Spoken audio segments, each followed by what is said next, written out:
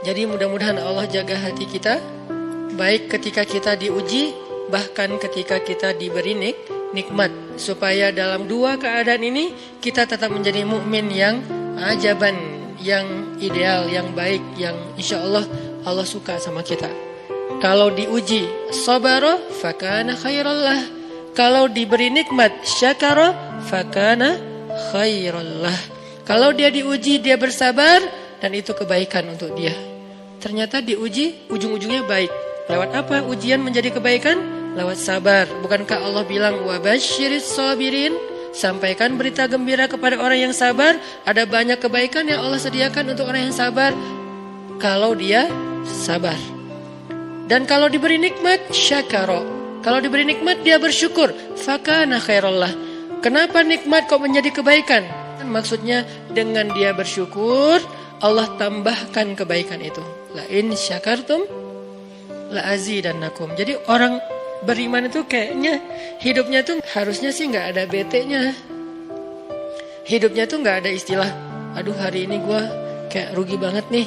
Nggak ada orang yang beriman rugi. Kan hidup kita tuh di antara dua itu kan. Cuman varian ujian itu aja macam-macam. Varian ujian itu misalnya kalau di surat Al-Baqarah Allah menyebutkan 3 varian ujian kan.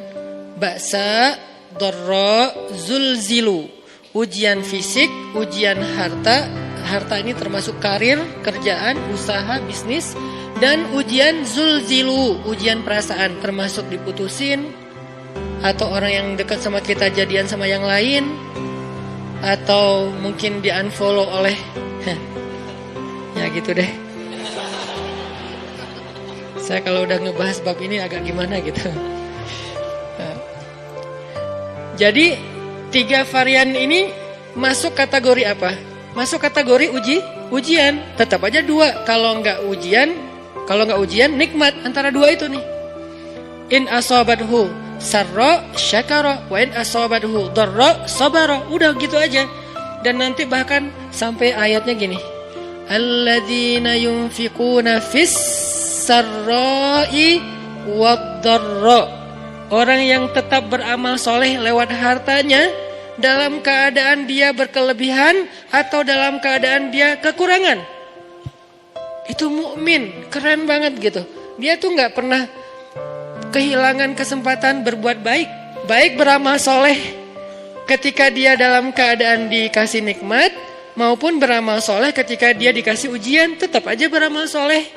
Contoh yang ayat tadi, yunfikuna fis sarra, berinfak dalam keadaan sarra, dalam keadaan bahagia, senang, lagi dapat untung gitu kan. Ataupun yunfikuna fid dharra, tetap berinfak walaupun dia dalam keadaan dharra, dalam keadaan susah, dalam keadaan dor itu kan bahaya. Nih kalau saya infak nih bahaya nih buat saya nih.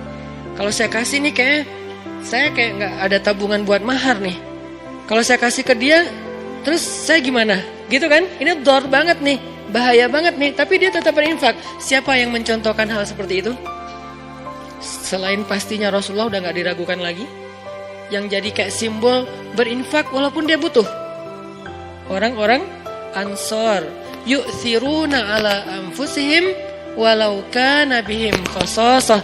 Mereka mendahulukan orang muhajirin atas dirinya sendiri, walaupun sebetulnya dia juga butuh kepada kebaikan itu.